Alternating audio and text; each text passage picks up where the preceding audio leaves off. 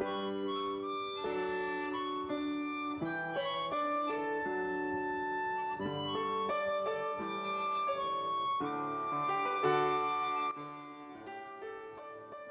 Christmas. My name is Nancy Gulbranson, and tonight I'm going to be making for you flatbread.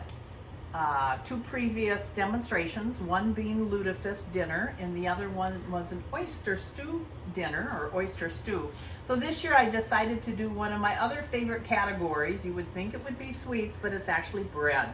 And no, it's not lefse, which I absolutely love lefse also. But this is flatbread, and so I'm going to show you what you need for flatbread. It's such a simple recipe and simple equipment. All of you can do this, even if you don't think you have all of the stuff you need. So let me go through that first, because I think that's important. First of all, you would need some cookie sheets. I prefer the cookie sheets that don't have the sides on them. This just has a little lip. So get yourself a couple of them. I run about 2, maybe 3 when I'm doing this. A place to cool your flatbread, which I'm putting parchment for today, but you could use a cooling rack if you wish. You need to have a nice rolling pin that rolls, of course. If you notice, mine has the little grooved edges, and that's probably the one I suggest. It gets your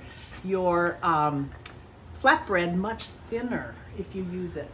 But you do need a little sleeve over the top. So I've got a little sleeve. You can get this at most cooking stores for sure. You need something to roll on. I use one of these Norwegian Bethany, I think it's called Bethany housewares, and it's great for making lefse, but it's also great for making sugar cookies and all kinds of different things. And I absolutely couldn't make my flatbread without this, so make sure you have it. Now I'm going to show you the difference here. It has a little cover over the top, and this is what it looks like when it comes fresh and clean out of your, probably out of your clothes washer. Never ever put it in the dryer, you'll shrink it. I just air dry mine. But if you can see the difference, you can tell this one hasn't been treated with or seasoned, shall we say, with flour, and this one has some flour on it. If you go to roll right away on something like this, you would stick it, and that would not be something you'd enjoy. So you wash them. I usually just keep a couple on hand, so I always have a fresh supply. And then here is the board that I use along with the cloth. Really important on here is the word Bethany pastry cloth, because when I do my demo today, I'm going to tell you, you roll it so thin that you can actually read Bethany pastry cloth through your flatbread. And that's when I know when to stop rolling. Then all the other basic supplies, and I'll go through the ingredients. So the Vikings were really smart when they made flatbread. They would put it on ships as they were traveling around. It kept, because it's more like a cracker than a heavier bread. They would put it in tins or in wood, and as you can see, this will be the finished product. Very thin, very crispy, and we'll be making this today, and I'll show you how to serve it. Okay, let's get ourselves going. For the essence of time, I have pre-measured a few things. So in here, in a bowl about this size, I think this is about an 8 cup or 8 to 10 cup bowl, I have 2 1/4 cups of white flour. I have 2/3 cups of yellow cornmeal. I have 1 tablespoon of sugar and a 1/2 teaspoon of salt. And I'm going to, at this point, just stir it around and mix it together. So there's 4 ingredients in here right now. Simple, simple. Flour, cornmeal, sugar, and a little bit of salt. Easiest part of the whole deal. Next, you add 1 stick of butter plus 2 tablespoons. And I think the original recipe had margarine. I'm a butter girl, so I changed it to butter, and it tastes delicious. We're gonna throw in the whole stick plus 2 tablespoons. I pre-measured this also just for saving time. And now we're going to cut that in as if you were making like a pie crust. So get yourself, if you don't have one of these, I really suggest you go buy one. You could use 2 knives. I think it would take you an eternity. So I would suggest one of these 2 little devices. You can get them at most, Walmart to cooking stores. I prefer the little wiry ones, and so that's the one I'm going to use today. And at this point, this is the longest part of our demonstration. In fact, I'm sure Karen will probably edit some of this out because this will take me maybe about 10 minutes. So if you notice, but you still want your butter cold, don't put it in warm, don't put it in the microwave. You could take it out a little bit so that it's not rock hard. But what you're doing, and if I can get a chunk of this butter, we're breaking up this into just smaller pieces. Now that's way too big. When I'm done with this, I'll run it through my fingers and you won't see any butter because it'll all be dispersed. So let me get busy and cut in the butter into our mixture.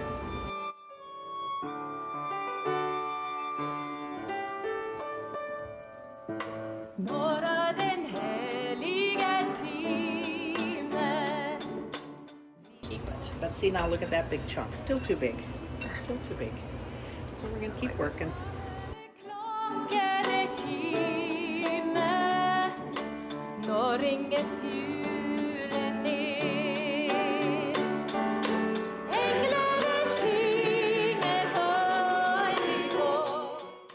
Maybe I'll stop here and just show everybody. Now you might think this is where you should stop, but do you see you can still see butter. So even though you think you might be done, you're not done. Keep going. Keep going.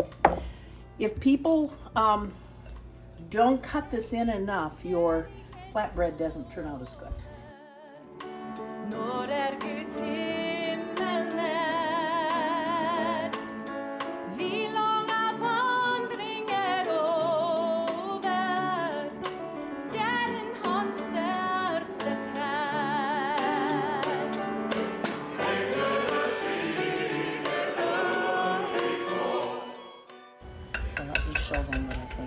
I think we might be pretty close to done. I'm going to show you how fine everything is at this point. Well, there's a couple. Well, maybe not. That doesn't look too bad. Looks pretty fine. You just want to have this really fine. Okay. So now we have 2 more ingredients to add. And I want you to use a liquid measuring cup. I find a lot of people use dry measuring cups when they're measuring liquids. I really suggest getting yourself a glass measuring cup. Maybe that's the home ec teacher in me. But get yourself some buttermilk. Don't cheat on it. You want 1 full cup eye level. So we're gonna go right to the bottom. And that's 1 cup. And to that, you can see how close I am to the 1 cup. We are going to add 1/2 teaspoon soda. Now you do that right before you add it. I wouldn't stir it in earlier or you might have a little bit of things growing.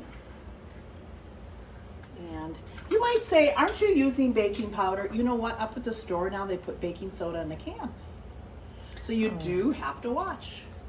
Because I was used to getting it in a box. It goes off. Okay, so 1/2 teaspoon baking soda. Throw it in. More. I'll just go ahead and stir it using this.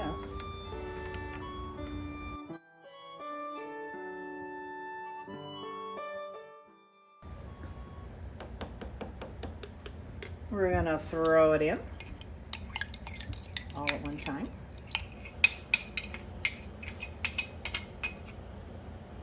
And now we simply just stir it. And it's going to form a dough. So that's what we're going to do.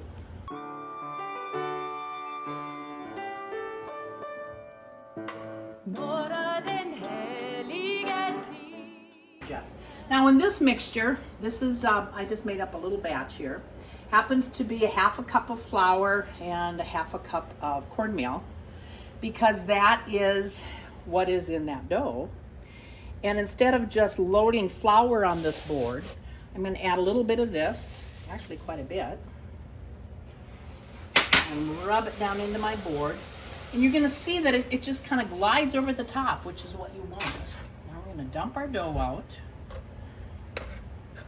And we'll form it into a ball, or actually a log is what we're shooting for.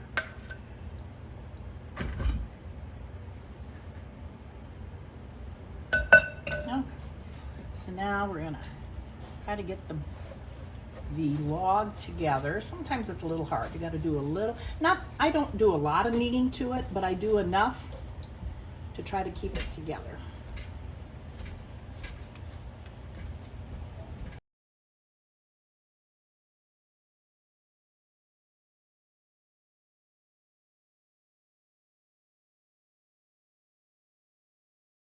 Okay, so you form this into a log. Make sure it's firm enough that it hangs together, and try to make it equal size so that if you cut, and you're going to cut this now, it says 12 to 14-inch portions. I have learned to go in half. Use a pizza cutter. Go in half.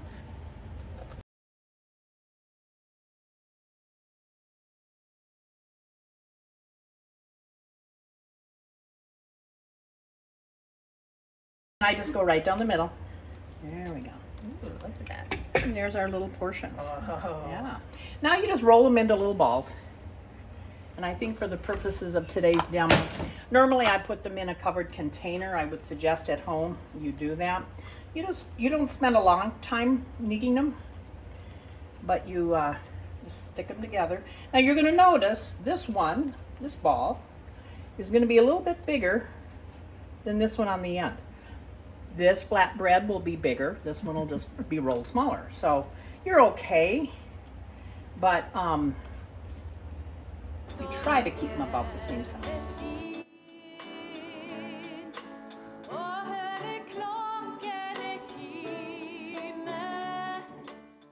So I've got my I've got my cookie sheets, my rolling pin, and we don't need our cutter anymore. Now this is still nice and I'm going to try to brush off the excess dough to the end here. Okay, I'm going to put just a tiny bit on it. Now what I do is I flatten it down just a tiny bit, go like this. Now you're going to say, I can't see Bethany, right? Can't see Bethany, it is too thick. But now the magic happens, so let's watch. Now when you're using your rolling pin, so many people grunt and push on a rolling pin like it's the last thing on earth. Pinkies up. You don't need much pressure on a rolling pin. And if it starts to stick like what it did there, sometimes I try to just take a little bit more on my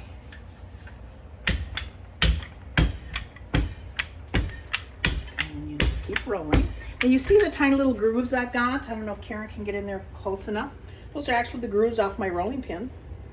I can see them from here. When you roll, you'll be able to see them. And the goal is a nice big round circle. That's what I'm trying, just like when you make lefse. That's your goal.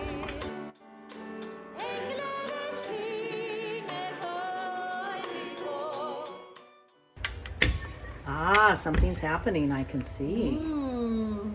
Can we read it yet? Not quite. I'm going to do a couple more strokes.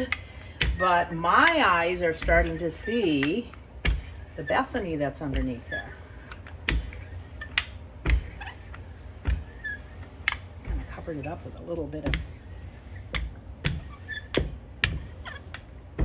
Okay, I'll let Karen get in on that. You can see some of the lines. And you can see definitely the print. Okay, now you got to use your rolling pin again, because you got to pick this up without ripping it. That sometimes can be a little difficult. And I simply put it on my rolling pin, bring it to my pan, and let it just fall off my pan. Marie always suggested to take a pizza cutter, and she would cut it just in fourths like that. And the nice thing is as it bakes then, it's already cut in half.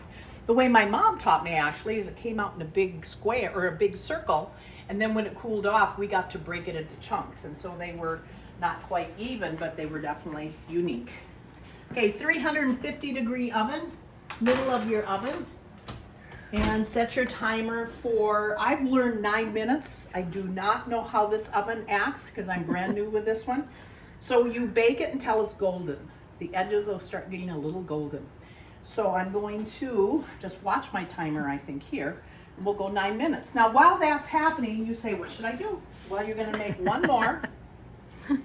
And then you're gonna get ready, because when that comes out, after about 9 minutes, you'll put them on parchment paper, and you'll have your next one ready to go in. So you constantly have flatbread in your oven. Now, see how it rolls? I mean, that's good. That means there's enough stuff on the board. Okay, and I can see Bethany. Can't see Bethany. Now we're gonna roll. If you rub it in, the excess falls out, so you're not gonna overdo it. And the nice thing about putting a mixture of cornmeal and flour is it mimics what's in the product itself. Little stick, well, you need to take it off. I don't know what happened. So we're going to scrape it off our pin, and we'll take some, we'll rub it, season it up. Okay, now we should be fine. Probably put a little seasoning right there. Notice you don't put a lot. It's like when you make cookies, you don't want to put extra flour in it, or if you make lefse, you don't want extra flour in it. Okay, can't see Bethany yet. Keep going. My mom and dad used to do this together when they were older, and my dad loved doing it, but his balance was terrible. So I have a picture of him where he's standing in his overalls, and he's rolling, and my mother is behind holding him up for balance. Because if he did this, he might fall over.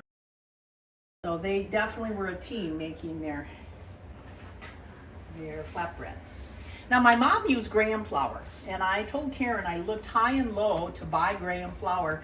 It's like a lot of the recipes from the 40s and 50s and 60s, you can't get certain things. So guess what? I couldn't find graham, but the white works fine. Marie's recipe works fine. So again, we'll cut it. We are ready. And I'm just going to take a peek in here because, again, I'm not used to, not ready. I want you to look at what that looks like. It definitely would have a golden color to it. So while I'm waiting, I mean, we've got another one ready to go in. I would cover this up with a towel or a bag. You don't want them to dry out. And as Karen said, it would probably be good. You could steal from the one that's fat and give it to the little one. Let me show you then the finished product. There you go, finished product. What I would do, and they're just light and airy, is I'd put them on my little baking dish. Now, you know, it's bread, and you can serve it in a variety of ways. I put just more butter on mine. Now this one here, I'm glad I got down to this one. Too dark. Perfect. See the difference? So I would eat this. Company would eat that. And I would probably put a little bit of butter on this. But we'll wait for the hot one to come out. Get yourself some of these. I just happen to have Schwann's over the years, the ice cream and Schwann's. That works real nice.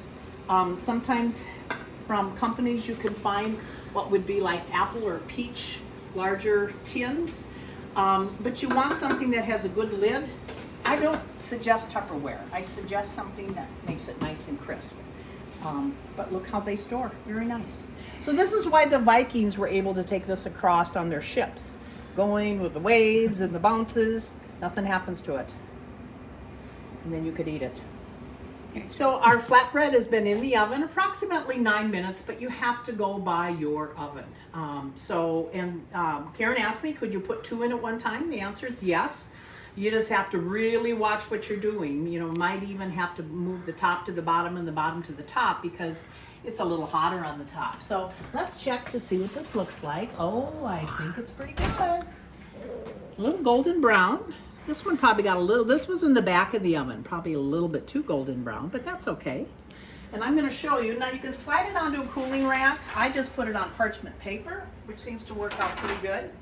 And then right away I stick my next one in, so you can have just the cycle of flatbread always going in your oven. So we're gonna stick that on. And then I'm going to show you how I would serve it. Now, this is hot. I probably wouldn't eat it. I would let mine cool. But I'm going to show you a little treat on this. I did bring some butter. I'm not going to take quite this much because it is too big. But I'm going to show you if you add some softened butter to it. Look at that. Just like buttering the top of a loaf of bread when it comes out of the oven. And I'm going to show you this, and I'm going to show you a cold method. So, good stuff. You could also use wheat flour, and the color would be just a little bit more darker. Whole wheat, of course, would be delicious for you.